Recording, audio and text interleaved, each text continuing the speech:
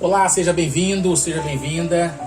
Quem está falando aqui é Antônio Dias, terapeuta de reprocessamento generativo ou terapeuta de reprocessamento emocional. Muito bem, se você está aqui é porque você está em busca de informações sobre tratamento para ansiedades, depressões, fobias, traumas, às vezes baixa autoestima, enfim, está no lugar certo. Eu tenho gravado uma mentoria e eu vou colocar essa mentoria na íntegra para que você absorva aí essas informações que são necessárias e, por certo, vai te esclarecer muitas dúvidas. E eu estarei à sua disposição. Sou Antônio Dias, eu trabalho com terapia de reprocessamento emocional e eu sou coach também. Coach é treinador, né? De pessoas... para relacionamento pessoal. Dizer que eu amo pessoas, eu gosto de gente. Eu gosto de gente assim, de todo jeito. O meu chamado, eu entendo que cada um vem ao mundo com um chamado. E eu vim para me relacionar com pessoas, com gente. Eu amo pessoas e eu costumo, com as pessoas que estão no meu convívio, eu digo assim, olha, eu amo pessoas, eu amo gente, principalmente gente com problemas, porque eu amo ajudar, eu amo poder trabalhar essas pessoas, é por gratidão. Então, na área da terapia de reprocessamento emocional, como o nome já diz, o que é terapia de reprocessamento emocional? Nós trazemos dentro das terapias soluções para problemas emocionais, psicossomáticos. O que é isso? São situações geradas através de traumas emocionais. Existem enfermidades que elas estão conosco em razão de traumas emocionais. Por exemplo, se você sente algumas dores ou de repente se sente ansiosa por algum motivo, deprimida, alguns traumas, algumas fobias, de repente a pessoa está com baixa autoestima, tudo isso tem uma resposta. Em tudo isso existe um gatilho emocional. Em tudo isso tem um interruptor. Por exemplo, tocou ali, vai acender a luz. E essa luz é da ansiedade, do trauma, das decepções da vida. E qual é o objetivo então da terapia de reprocessamento emocional? É gerenciar esses bloqueios e limitações que o cérebro traz e que o cérebro vai acumulando ao longo da nossa história. Desde a sua infância, olha, e eu vou dizer mais, desde o ventre da sua mãe, o seu cérebro guarda recordações no seu inconsciente. Porque quando você estava sendo gerado ou gerada, a sua memória já estava sendo também reconstruída. Ou seja, ela já estava também sendo gerada. Memória, mente, história. E aí algumas coisas que de repente a criança está vivendo lá no ventre da mãe, se a mãe ela estiver passando um período de gestação com uma ansiedade muito grande, problemas de depressão, violência, escassez de alimento, problemas de saúde, tudo isso vai refletir também na criança que está sendo gerada. É por isso que nós falamos generativo, reprocessamento generativo. Nós irmos lá na memória, a mais antiga, a memória que às vezes a pessoa está lá no inconsciente dela e nós conseguimos ir lá através da terapia e ajustar isso, gerenciar isso. Não é hipnose, não é transe, tá?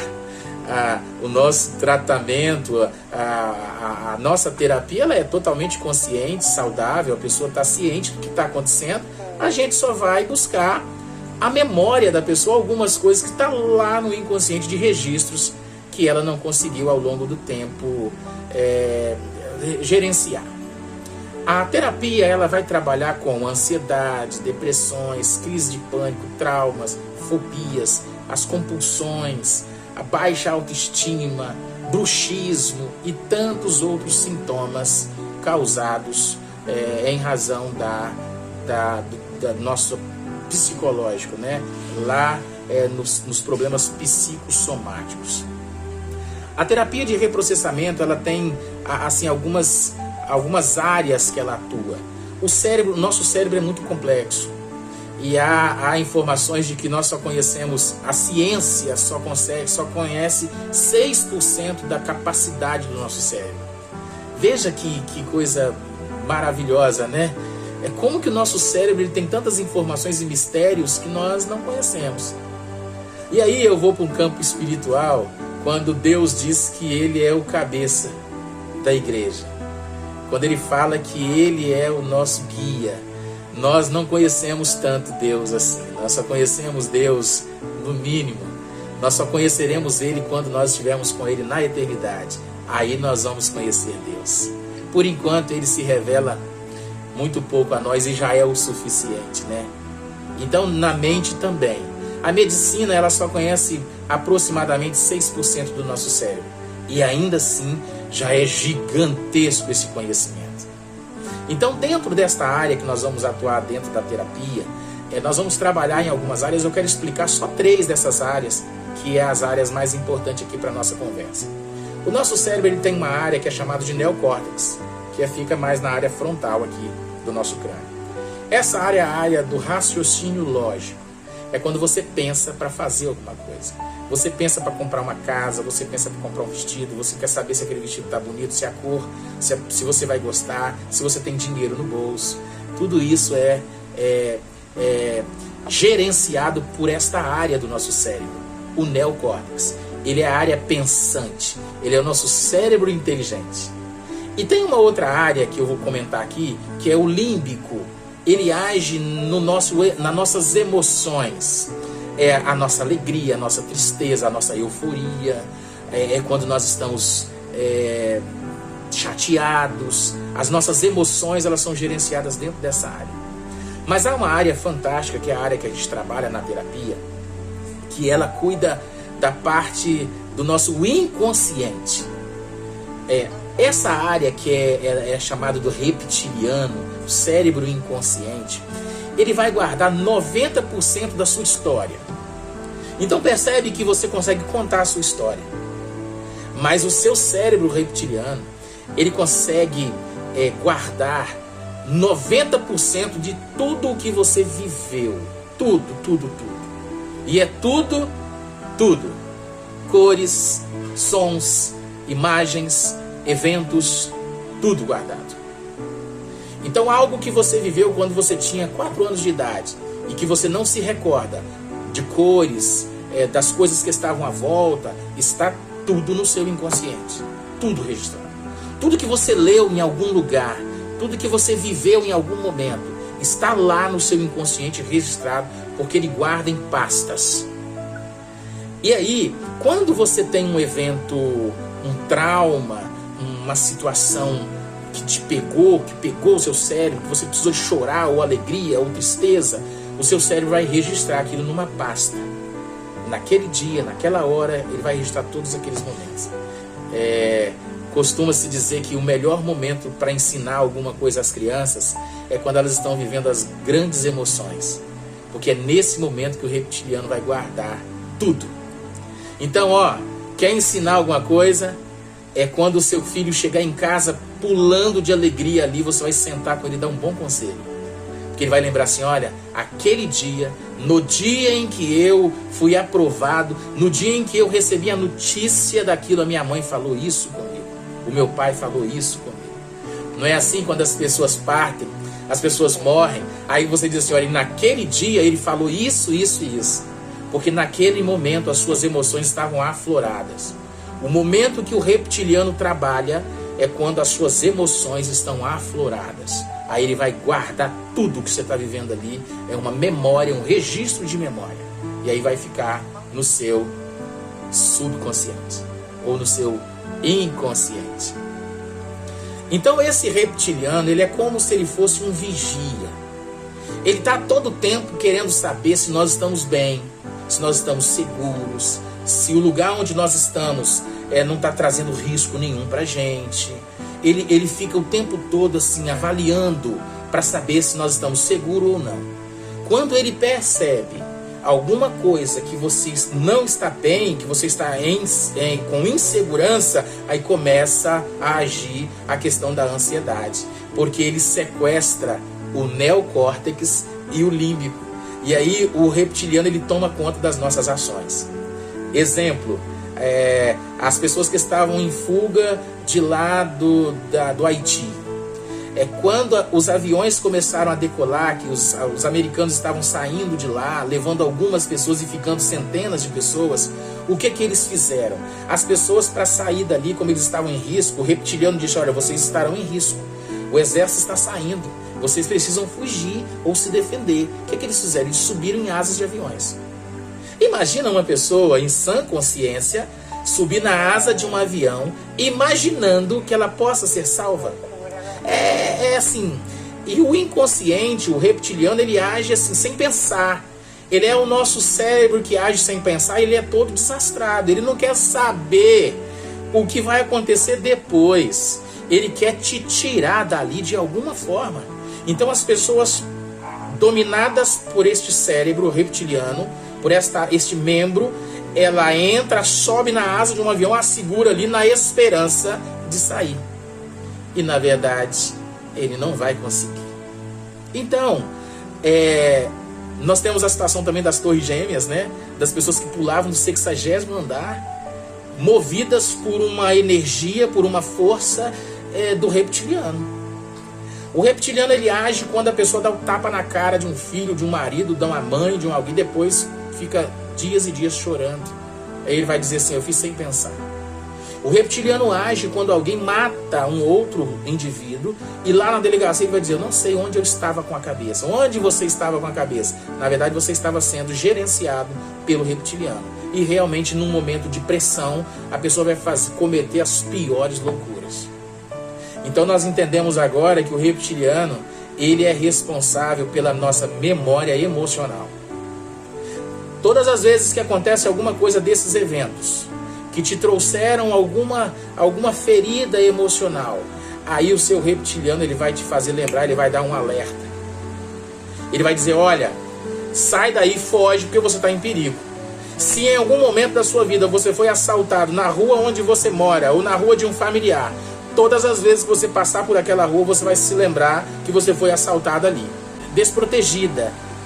Então todas as vezes que você é acometido de uma situação que te trouxe ansiedade, o seu cérebro registra aquilo, e qualquer informação que te faça lembrar aquilo, você entra em ansiedade. É como se você estivesse vivendo tudo novamente, porque o nosso cérebro, ele age por repetição e compulsão. Se você não foi feliz em algum episódio da sua vida, ele vai gravar aquilo ali e vai ficar como um registro de alarme. Aconteceu algo parecido, ele vai dizer: ó, cuidado, porque naquele tempo aconteceu isso, isso e isso. Aí as ansiedades vêm, o pânico vem. Então, porque ele vai buscando as memórias ali, dentro do seu registro, do seu inconsciente. Ele vai governar agora as suas ações. Então, eu vivi um trauma, alguém um dia falou comigo, eu estava num supermercado e alguém veio e roubou, empreendeu um assalto ali. O seu cérebro, se você ficou num alto estresse ali, de ansiedade, o seu cérebro vai registrar tudo que estava ali. Às vezes, se você estava com um alimento nas mãos, se você estava com a sacola de pão na mão, na hora daquela ansiedade ali, é perigoso que você pare de comer pão. Porque quando o seu cérebro avista pão, ele já liga aquela ação do assalto. Aí ele vai te colocar você vai dizer assim: ó, pão, perigo, pão, assalto, pão, adrenalina. E aí já começa a desencadear situações ali, só porque você viu o pão. Tem pessoas que deixam de comer alimentos porque tomou uma coça quando estava se alimentando, comendo tô chupando uma manga, veio a mãe, deu uma coça, uma surra, e aí passou, deixou de chorar, deixou, no outro dia vai brincar, tá tudo certo. Mas é provável, em alguns casos, de pessoas que às vezes param de chupar manga. E ela não sabe por quê. Eu chupava manga, parei de chupar, Agora eu não sei por que eu parei. Parou porque em algum momento que ela estava se alimentando daquela situação ali, houve um trauma e ela não conseguiu mais. Agora o cérebro dela travou porque ele disse que manga é perigo. Manga é sinônimo de surra agora. Estão entendendo como que o cérebro ele é fantástico? E quando a gente começa a entender ele, a gente começa a administrar as nossas emoções. O nosso cérebro ele é atemporal. O que ele quer dizer com isso? Que ele não registra tempo, ele não tem passado, presente, futuro. Ele não tem. Para ele tudo é agora. Tudo é agora. Se você fechar os seus olhos e rever uma imagem de alguém que você amava e começar a falar sobre essa pessoa, você começa a chorar. Porque é como se você estivesse matando a saudade dessa pessoa. Se você, se durante o dia você tá alguém que foi uma situação, alguém que te fez mal num determinado momento da sua vida, pode passar 30 anos, que quando você encontrar essa pessoa, o seu cérebro vai dizer, olha, essa pessoa te fez mal, e aí você não vai se sentir bem. Às vezes você pode até fingir que está bem, mas o seu interior, ele está ali, não te deixa em paz. Você não consegue se relacionar com aquela pessoa mais. Às vezes, você nem conversa com essa pessoa. Só de você ouvir falar do nome dela, o seu cérebro ativa o gatilho, e aí acaba a conversa, mas depois de 20 minutos você está com outro ânimo. Você não consegue mais conversar, você não consegue mais sorrir, porque o seu cérebro ativou um gatilho de um desentendimento há 20 anos atrás. E tudo isso está no seu inconsciente, no seu cérebro inconsciente, nas gavetas, nas pastas do cérebro inconsciente. Então, ele é atemporal. Ele não sabe discernir. Se você fechar os seus olhos agora, se você quiser ver alguém, conversar com alguém, e você vê os olhos, você começar a imaginar, aí vai te dando uma alegria, vai te dando uma satisfação. É como se você estivesse vivendo aquilo ali. Eu costumo dizer para as pessoas que o meu desejo, o meu projeto é ir em Israel. Eu gostaria muito de ir em Israel. Então, se eu fechar os meus olhos aqui e imaginar que eu estou em Israel, o meu ânimo vai se renovar, eu vou ficar alegre, porque é como se eu estivesse realmente lá, discernir aquilo que é presente, passado e futuro, certo? Ele é atemporal e ele age por compulsão e repetição. A pessoa que vive uma situação dentro de casa de violência doméstica, ela tende a se relacionar com pessoas, continuar se relacionando com pessoas violentas, porque o cérebro ele entende que lá atrás ela teve um trauma por uma violência doméstica, por um familiar que era muito bruto, que não sabia falar, que não sabia se relacionar. O cérebro vai buscando acertar aquele episódio. E aí, aquilo vai ficar muito evidenciado à frente dessa pessoa que viveu o trauma. O cérebro é como se fosse um imã. Ele começa a atrair pessoas violentas. Aí às vezes vai dizer assim, fulano tem dedo podre para escolher marido ou escolher mulher. Porque ele apanhou de uma e ele continua apanhando das outras. Fulana de tal tem dedo podre para escolher marido, porque apanhou do primeiro, apanha do segundo, apanha do terceiro, e todo homem que ela arruma é homem violento. Porque dentro do inconsciente, o inconsciente busca resolver algumas coisas. E enquanto não se resolve aquilo, você vai encontrando pessoas com este perfil. Não é que só existam pessoas ruins, é que o seu cérebro está condicionado a buscar aquele perfil que te trouxe um trauma. E como o seu cérebro fica buscando repetição e compulsão, ele vai buscando felicidade, é como se só aparecesse aquele tipo de gente. Por exemplo, se você compra uma sandália rosa choque e você sai para uma festa, você começa a ver um monte de gente com sandália rosa choque. Você pensa, meu Deus do céu, todo mundo inventou de comprar essa sandália. Na verdade, as sandálias já existiam, as pessoas já usavam. É porque como você comprou, o seu cérebro está condicionado a buscar aquilo ali. Então ele fica buscando referências. Ele busca referência naquilo que você vive, naquilo que você tem. Como você gostou da sandália, uma vez que você a comprou, aí você, quando aparece uma sandália rosa choque, você já bate os olhos nela e visualiza. Mas às vezes a pessoa ela comprou antes de você e você não tinha percebido ainda. Quando você troca de carro, a pessoa que troca de carro comprou um carro prata numa marca tal, né, um Sentra. Toda vez que você andar na rua você vai ver um Sentra prata ou um Sentra de outra cor, mas começa a brotar Sentra de tudo quanto é lado. Eu comprei uma EcoSport vermelha. Eita, que agora eu vejo EcoSport vermelha todos os dias, porque o meu cérebro está buscando referência.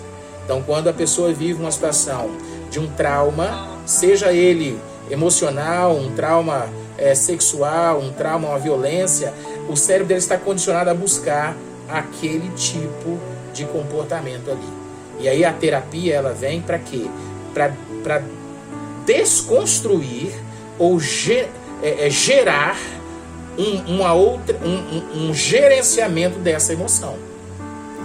Você vai entender que, olha, aquilo aconteceu há 5 anos atrás, aquilo aconteceu quando eu tinha 10 anos. Cérebro, destrava isso, porque eu já estou segura, eu já estou num ambiente seguro, eu já estou bem. E aí ele vai destravar ali, pronto, a pessoa segue a vida dela, vai chupar a uva, vai viver a vida dela, não vai ter problema nenhum. Se apanhou quando estava chupando manga, ela vai passar a chupar manga novamente, porque o cérebro dela está destravado daquilo. Então essa atemporalidade do cérebro vai trazer para a gente essa questão aí. Outro fator importante do nosso cérebro é que ele age, ele vai em busca da felicidade o tempo todo, né? E ele vai agir com loopings, né? De compulsão e repetição. Ele vai buscando aquilo até resolver. Enquanto não resolver, vai passando 10 anos, 20 anos, 30 anos, e aquilo ali vai ficando no inconsciente para ser tratado, para ser resolvido. E o nosso cérebro, ele age também por empilhamento de memórias. Então, como eu disse para você que o cérebro ele busca saber, o inconsciente busca saber se você está em segurança, o que ele vai fazer primeiro então?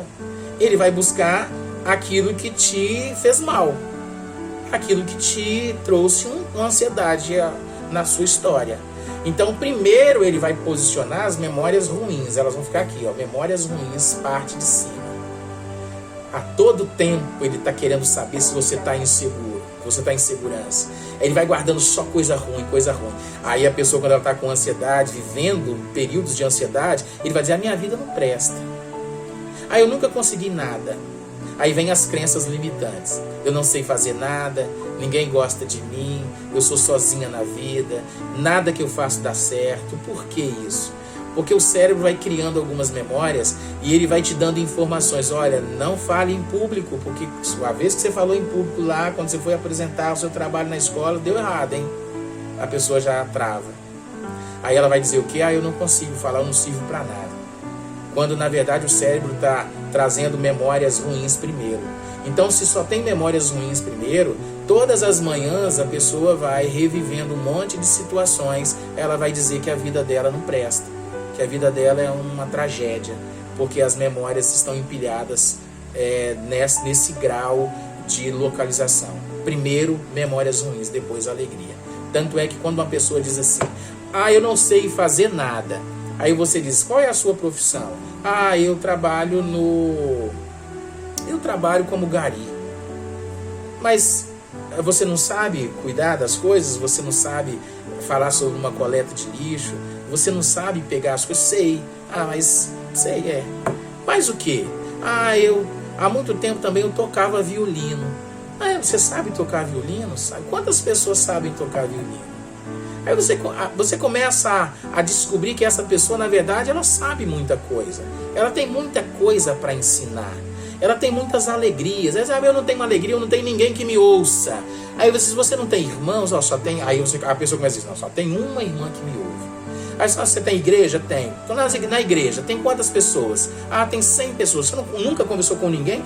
Não, tem a irmã fulano de tal, que eu até converso com ela. Tá vendo que já tem 2 pessoas que você se relaciona?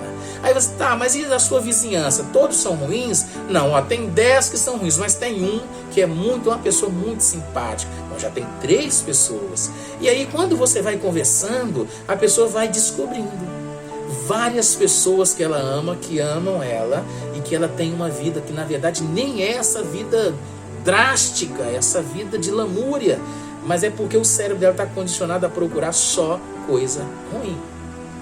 Então eu disse esses dias lá para um grupo de pessoas, olha, nós vamos encontrar as coisas boas nas pessoas, porque as ruins elas saltam aos olhos. Se você sai à rua e diz assim, olha, quantos palitos de fósforo você encontrou hoje na rua? Nenhum. Então, mas sai procurando para você ver quantos que você vai encontrar. A mesma coisa são os defeitos das pessoas. Se você sair procurando defeitos, você vai encontrar um monte. Agora, se você olha para as pessoas procurando coisas boas, você vai encontrar também um monte de qualidades, um monte de coisas boas, um monte de ensinos bons. Então o nosso cérebro, ele age por empilhamento de memória.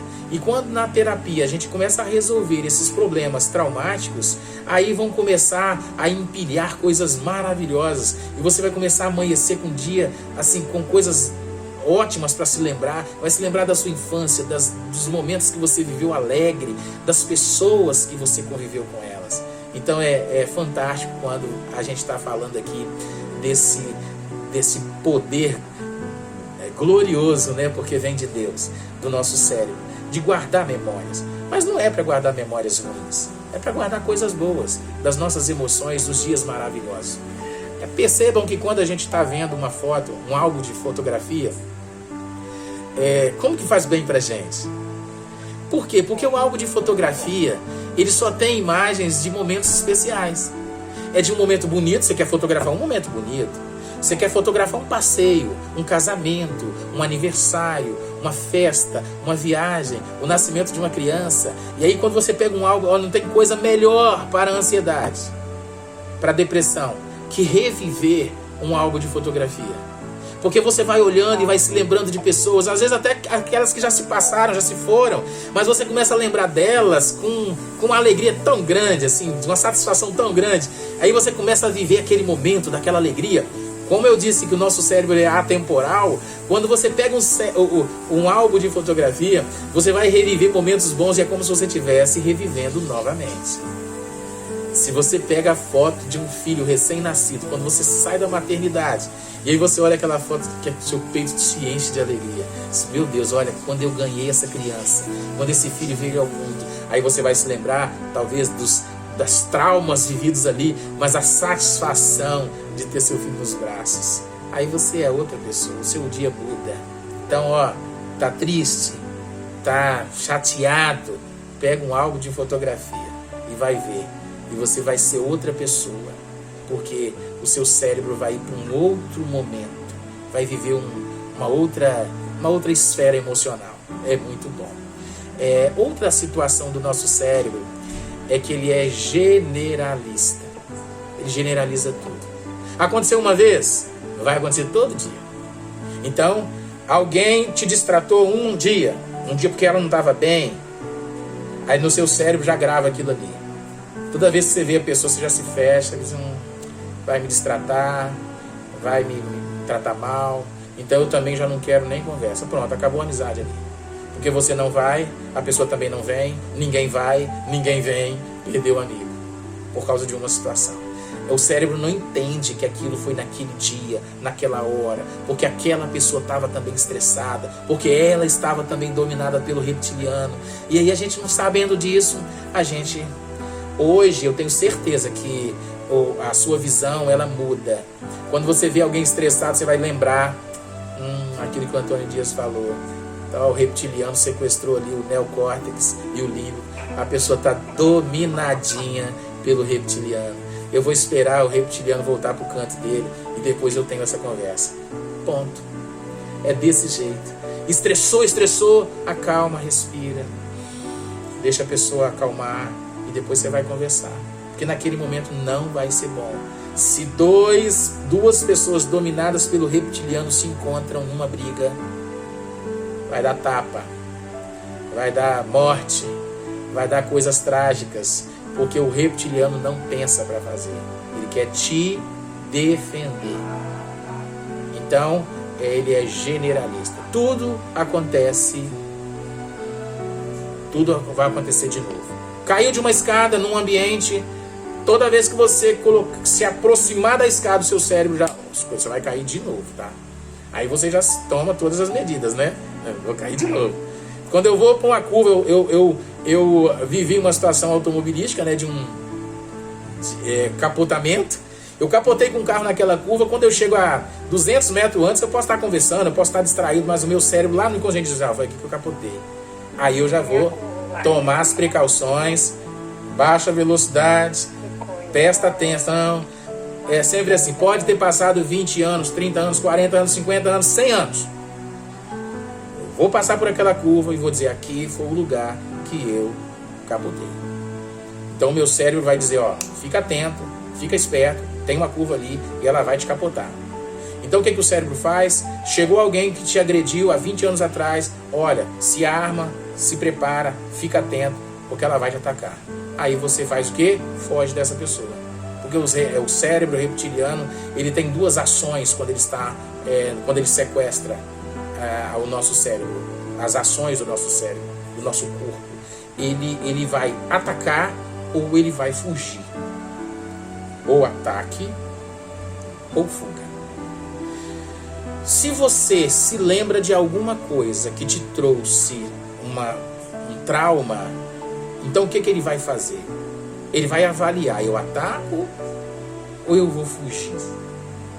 Só que às vezes essa memória está lá no seu inconsciente.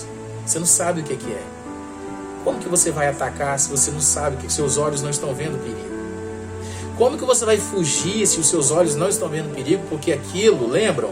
É só uma coça que aconteceu quando a pessoa estava chupando manga. Aí vem alguém com um saco de manga, te oferece, aquilo acaba com você. Porque o seu cérebro diz assim, já é manga, você vai levar uma coça agora. Aí o seu cérebro te prepara para aquela coça, ele te prepara para você correr ou para você atacar. Mas você vai atacar quem? A pessoa está te dando um presente. Como que você faz? Entendeu? Então, nesse momento, o seu cérebro começa a agir, então, para te defender. O que ele vai fazer? Ele vai descarregar em você a adrenalina. A adrenalina é energia para o seu corpo. É força para o seu corpo. E uma vez o seu cérebro, trazendo memórias do passado, ele começa agora a te preparar para esta guerra, para este ataque ou para este empreendimento de fuga, uma vez que ele entende que você está em perigo. E qual é a primeira medida de segurança que o seu inconsciente vai tomar para tentar te ajudar? Ele vai jogar em você uma carga de adrenalina. Ele vai te energizar. É para que você tenha mais força, para que você tenha mais velocidade. Caso a sua definição for fuga, ele vai te dar velocidade. Se for ataque, você está com energia para empreender força neste ataque. Então você tem agora uma carga de adrenalina, energia, desprendendo para todo o seu corpo. Quem é que vai conduzir essa energia? Quem conduz essa energia são as células nas correntes sanguíneas. Então, se você precisa de sangue nas áreas do seu corpo, quem vai trabalhar a seu favor, neste caso, é o coração. Então, ele vai estar pulsando mais forte. Numa crise de ansiedade, os batimentos cardíacos vão aumentar. Aumentando os batimentos cardíacos, o sangue precisando circular com maior velocidade e maior quantidade para o seu corpo, você vai precisar também de oxigênio nessas células. E aí o que vai acontecer? Vai desencadear então também aí um trabalho a mais, uma força a mais do seu pulmão. Ele vai trabalhar também de forma acelerada. Então você tem adrenalina, coração pulsando forte, pulmão trabalhando também com maior intensidade. E o que vai acontecer quando esse sangue ele começa a espalhar por todo o seu corpo? As suas mãos começam a ficar geladas e os seus pés também ficam gelados numa crise de ansiedade. Por que isso? Porque o seu cérebro ele retira o sangue da palma da sua mão, da sola do seu pé, traz para o antebraço e traz para a sua panturrilha, a batata da perna. Por que isso? Se neste ataque, se nesta fuga você sofrer algum acidente, um corte, você não vai ter uma hemorragia, você não vai perder sangue nesta ação. Então, na verdade, isso é um dispositivo de segurança que o seu corpo está promovendo em você. Outra ação agora, a próxima situação que vai ocorrer são os calafrios. Você vai suar frio. E por que o suor frio? Caso você seja aprisionado ou capturado por alguém ou por um animal, o seu corpo está suado. Então você consegue, é uma condição melhor de um escape. Ou seja, se você for agarrado com o seu corpo liso, com o suor do seu corpo, você consegue ter talvez maior sucesso nesta fuga. Então vejam que, na verdade, todas estas ações que acontecem numa crise de ansiedade, elas vão ser nada mais, nada menos que uma ação do seu corpo trabalhando a seu favor. Porém, trabalhando numa situação de uma notícia falsa, de uma fake news do seu cérebro inconsciente, que na verdade ele só quer ajudar, mas nessa ajuda, na verdade, ele vai atrapalhar, porque é uma informação falsa, é uma informação que não faz sentido para aquele momento. Ele apenas buscou uma informação de uma memória no seu inconsciente, de algo que ocorreu há 10 anos, 20, 30 anos atrás. Muito bem. E como curar então uma crise de ansiedade? E que na verdade, se você não cuidar, ela vai aumentando de tal forma que acaba tendo aí uma crise de ansiedade, aí vem o pânico e aí a pessoa ela está totalmente fora de controle. Qual é o medicamento para isso? Na verdade, esse medicamento ele é gratuito e ele está à nossa disposição. É respiração. Uma boa técnica de respiração faz com que as crises de ansiedade elas tenham aí uma calma, uma diminuição, uma redução desta ação no seu corpo. E a respiração ela é da seguinte forma: você inspira, enche o seu pulmão. Quem canta em grupo de louvor de igreja vai saber muito bem o que é isso. Enche o seu pulmão de ar e solta como se você estivesse assoprando num canudinho. 5 minutos de respiração. Bem, nós chegamos ao final da nossa mentoria. Espero que você tenha compreendido o nosso protocolo de atendimento. As nossas sessões elas se dão num tempo aí de aproximadamente 40, 50 minutos de sessão. Ali o cliente vai contar a história dele, nós vamos reviver os momentos da sua história, encontrar ali onde é que está o gatilho que te faz viver essas crises de ansiedade, o pânico, a fobia. No período da sessão a gente consegue identificar o momento exato onde tudo começou. Não é, repito, não é hipnose, não é transe, é você buscar na sua memória aquilo que já ocorreu com você de experiências de traumas emocionais. Então, eu me coloco à sua disposição. Se você quiser manter contato comigo, a gente vai conversar, faz um pacote de atendimento. Geralmente, o nosso tratamento ele vai se dar aí por volta de umas 6, no máximo 10 sessões. A gente já consegue trabalhar muitas coisas, muitos sintomas. Não existe uma pessoa que possa dizer que não precisa de uma terapia, porque todos nós temos uma história. Então, muitos registros estão escondidos lá no seu inconsciente, mas a gente consegue descobrir onde está o gatilho que faz com que você tenha aí alguns sintomas, algumas enfermidades psicossomáticas e também alguns traumas, algumas fobias. A gente consegue ir lá na origem descobrir e destravar para que você possa ter aí uma vida mais saudável, um controle emocional, equilíbrio emocional. Então fica aqui a minha dica de um bom tratamento de terapia. Eu estou à disposição, entre em contato comigo e a gente vai conversar para tratar valores aí de sessões, como que a gente consegue fazer os pacotes para esse atendimento. Espero que você tenha gostado dessa mentoria. Eu estarei à disposição para tirar dúvidas que possivelmente aí ocorram com cada um de vocês. Obrigado pela atenção, obrigado pela paciência de ter ouvido e acompanhado aí esses vídeos, né? Essa explicação aí. E obrigado pela paciência. Obrigado por ter assistido à mentoria e forte abraço. Até breve.